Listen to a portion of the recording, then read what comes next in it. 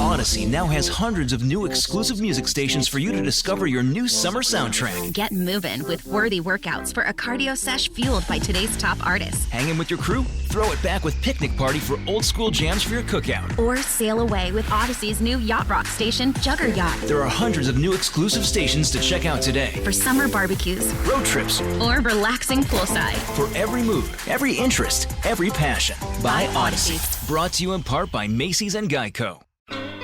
Barbecue and sports in Memphis go together perfectly with us. You're listening to the Jason and John Show live from the Tops Barbecue Studios. Online at topsbarbecue.com. And with a new location in Bartlett on Stage Road, the best barbecue and burgers from Tops go perfectly with sports on 92.9 FM ESPN. Well, as we've been talking about, the Tennessee Titans are going for it. They, of course, make the deal to go out and get Julio Jones, making the Tennessee Titans one of the most potent offenses in the NFL. Joining us now to break it all down is Odyssey NFL insider Brian Baldinger. Insider Call is brought to you by BetQL. Get access to data and insights the sportsbooks don't want you to see. Bet smarter, beat the books. You can download the BetQL app or visit betql.com today. Baldy, what's going on, man? Appreciate the time. Well, it's exciting. It's an exciting day in Nashville. No question about it. I mean, the Julio Jones sweepstakes are coming to Music City. That's a great day. What does it mean immediately for the Tennessee Titans? Well, I think, to anybody in the locker room, and that's the first place that this reverberates. In the locker room, they're like, we got Julio. I mean, everybody, the whole team is going, we got Julio. I mean, Ryan Tannehill, all the way down to Kevin Byard and everybody in between. They're like, wow, these guys are like serious, and so I thought that there was a real good chance that this could happen, especially when I read what A.J. Brown said last week. He's like, look, I love him. Bring him in. There's more than enough footballs around. When he signed off on it, because A.J. looks like a true number one wide receiver, but when he signed off on it, I thought, you know what, they can make this thing work. Where does it put the Titans in the AFC, Baldy? Is it still behind KC and Buffalo? Would you take Buffalo out there and put the Titans right with them? Where's Cleveland in the mix? How high does it push them up for you? Well, the AFC is, it's going to be a juggernaut. Sure. But I think it all starts with Kansas City. I mean, Patrick Mahomes came out last week and said his goal is to go 20-0. So, he's probably feeling pretty good right now, and whether they do or not, we'll find out. But I think it starts with Kansas City, and I think it goes through Kansas City because of the quarterback and their offense. But I would say that Tennessee's right there with Cleveland, right there with Baltimore, right there with Buffalo. I mean, I think they're right there with all those teams. Of course, everybody's, you got to go do it, and they got to overcome the loss of Arthur Smith, which I think is going to be pretty severe. And the defense, has got to step up. Yes. I mean, it's, it has been holding that team back, but when you have the ability to score 30 on any given Sunday, I mean, you have a chance to win every game. Look, it's hard to know exactly what to expect from Julio at 32, coming off a year where he was injured. I'm sure he'll be refreshed and ready to go. So I expect his numbers will certainly improve. But what's the biggest windfall for the Titans offense as a result of having Julio? Is it increased production from Julio from last year? Is it him opening things up for AJ? Is it fewer carries from Derrick Henry, which, in turn extends his career? What's the biggest windfall for the Titans by acquiring Julio Jones? I think they're going to be just amongst the best, if not the best, deep passing team in the league. Because, I mean, the way that you have to defend Derrick Henry, Indianapolis, it doesn't matter. I mean, Jacksonville, pick a team in your division. And what you have to do on first down and how you, as an offense coordinator and as the quarterback, Ryan Tannehill, you have to make the run game pay off. And their play-action pass game this year, it should be lethal. I mean, the speedo routes that they can run between those two wide receivers right now and the attention that Derrick Henry gets, to me, the windfall is they have to be amongst the top 3 to 5 best deep passing teams in the league. And when you could do that, you can flip field position, anytime that you get the ball. When you do that, you can put yourself in a position to score each time you get the ball. So I think that's the biggest windfall right now. And that defense has got to be better, doesn't it, Baldy? Almost by default, as bad as they were, you add Bud Dupree, who's coming off injury, but it's going to obviously bring some fire, and we'll see what else in terms of the pressure they're able to put on. But doesn't that defense under Vrabel, don't you figure it's got to be better than that defense that couldn't get off the field last year? Well, I mean, they were rebuilding the whole secondary except for Byard, so Sure. we got to see how they play out. It all starts with the pass rush up front. Bud Dupree's got to come back from this injury and look like he did before the injury, but for a year and a half, he was an elite player. Yes, he was. So he's got to play at that type of level, though, and that just remains to be seen right now. I think he'll get there, but we don't know when that when that occurs. Anyway, Baldy, the Titans look up and regret this? I don't think so. I don't think you can ever, look back and regret. I think it's full speed ahead. Burn the ships. You did the deal. You went for it. They went for Jadeveon Clowney. It didn't work out. Mm-hmm. I don't think there's any regrets about it. It just didn't work out for them. They've been loading up.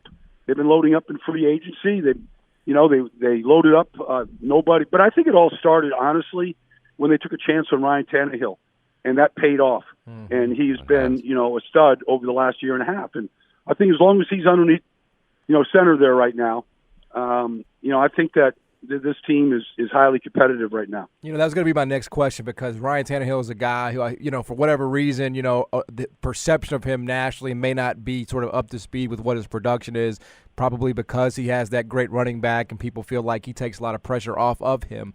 How do you sort of do you think there's an increased sort of scrutiny now on Tannehill, and do you think he's ready to handle that? Oh, I think he's been ready to handle it. This is his third year now.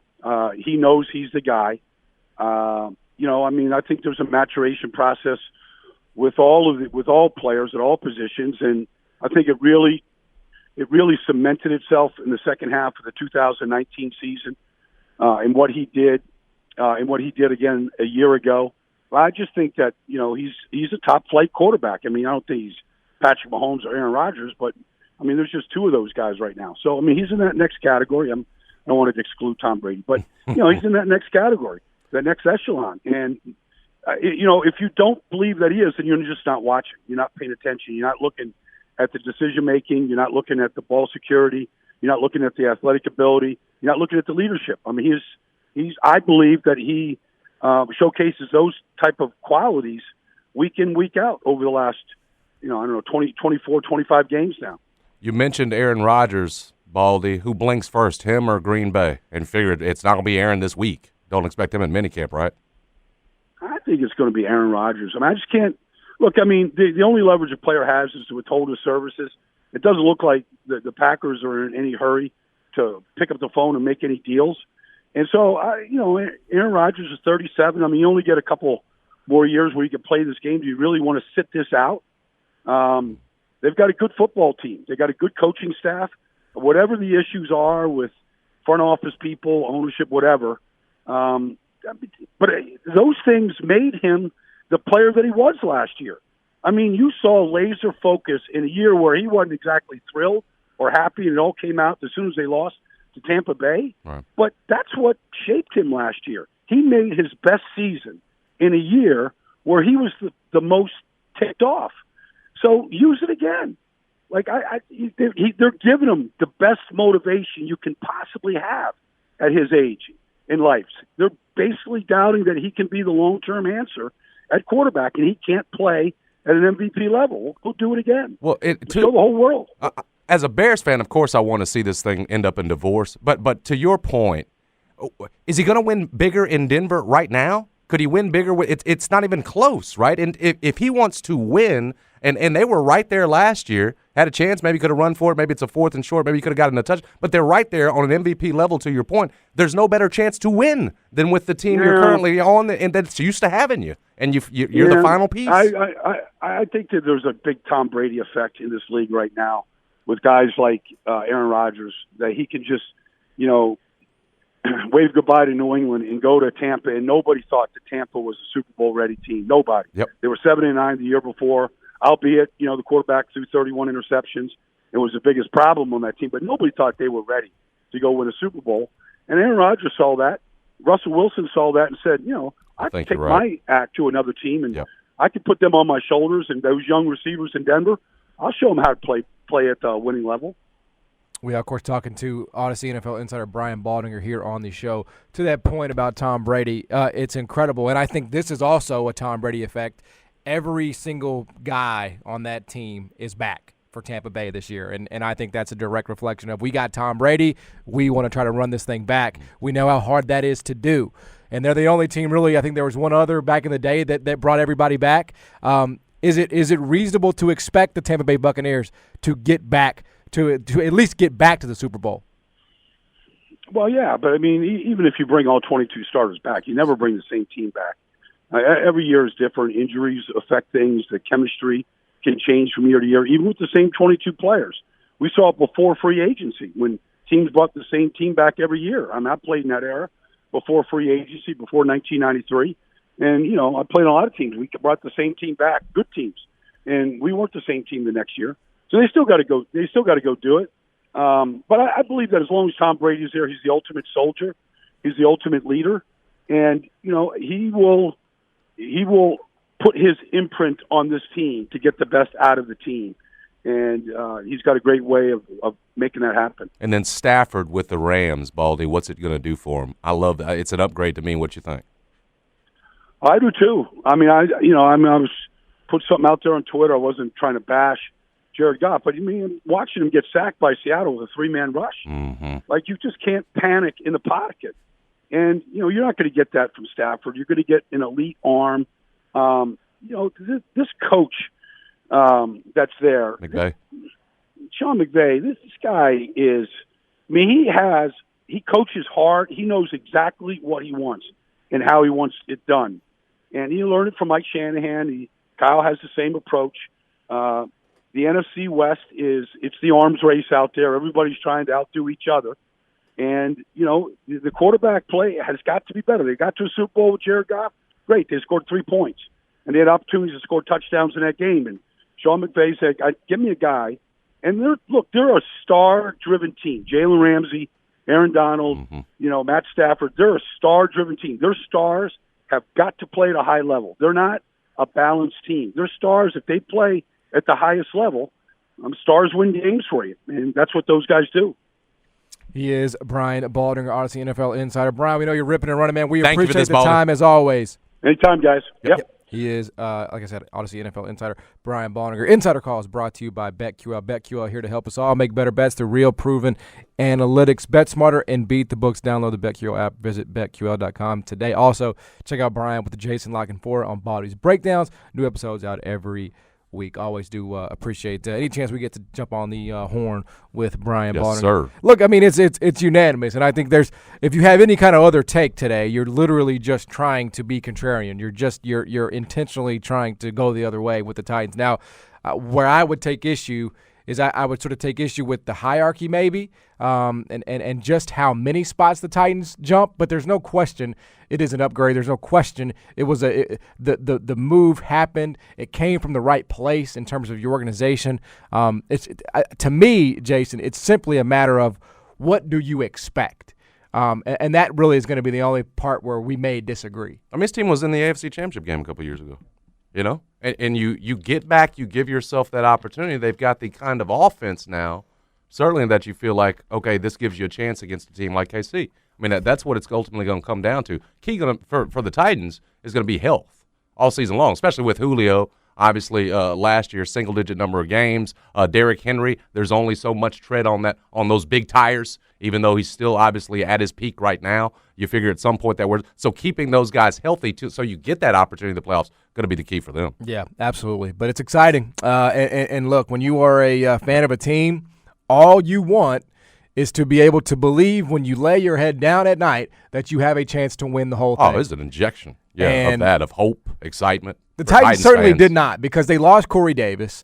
Smith was good. Right. Everybody's acting like he was Delaney Walker all of a sudden. He wasn't that. No, but their offense prior to Julio Jones, there was a risk of it taking a step back, especially because you had Derrick Henry run for 2,000 yards last year. It was actually favored probably to take a big step back. I would still say because of his experience level, because he's not coming to be the one necessarily, because you got that in A.J. Brown, it's an upgrade from Corey, who, even though was in a contract year, had his best year. Yes. Right. Yeah. Julio's experience. I mean, it is an upgrade over. Exactly. And you're telling me no double teams because of A.J. Brown, or very few because you've got such a star on the other side. I mean, it's an absolute upgrade from Corey. And so this offense, plus going to be one of the most physical in the league. Yep. I mean, they will hurt your defense as long as big as those guys as are. long as AJ people was understand, stiff-arming dudes last year.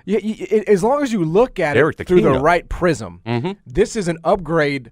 You didn't acquire Julio Jones, number one receiver. That's just not what he's paid like a number one, but he's not a number one anymore. But he is a clear upgrade over Corey Davis. Put him in that spot, he's basically a 2. Dude's going to shine. And just keep him healthy. And A.J. Brown's going to go for 1,400 yards next year. Oh, I totally believe it. You know? And Derrick Because Henry, even you still, with Julio, you can't put all your attention on A.J. Brown. Yep. And he is so good after the catch. Yes. A.J. Brown. And Derrick Henry's shelf life, I think, look, you can really run him hard in the playoffs. You can really save him for those postseason That's what I'm saying. games. Who's their second string running back? Because that'd be that second quick. That'd be the guy. He'd get a ton of carries for me during this. Remember, you're adding a game too. No you're doubt. adding a game in the regular Absolutely. season. So Yep. keeping those critical guys, those vets, keeping them true. healthy in the playoffs is the key thing. Very true. You know? Anyway, thanks to Brian Bonninger for Yeah, he's joining us awesome. here on the show today. We'll be joined by Jason Fitz later in the show. Talk to him about the NBA playoffs, get his thoughts on the Titans, and more. Jason and John, 92 FM, ESPN. At Jewelers Mutual, we're a little obsessed with jewelry. Obsessed like auctioneers with talking fast. 50, we're going to sold. Pop stars with auto-tune. Yeah. And dentists with asking questions how did he propose? after they've put their hands in your mouth. Great. Yes, we've made jewelry our obsession for over 100 years. We love it so much we named our kids Ruby, Amber, and Opal. Venti soy latte for Opal? At Jewelers Mutual, we insure jewelry and only jewelry, which is why people who are also obsessed with jewelry trust us with theirs.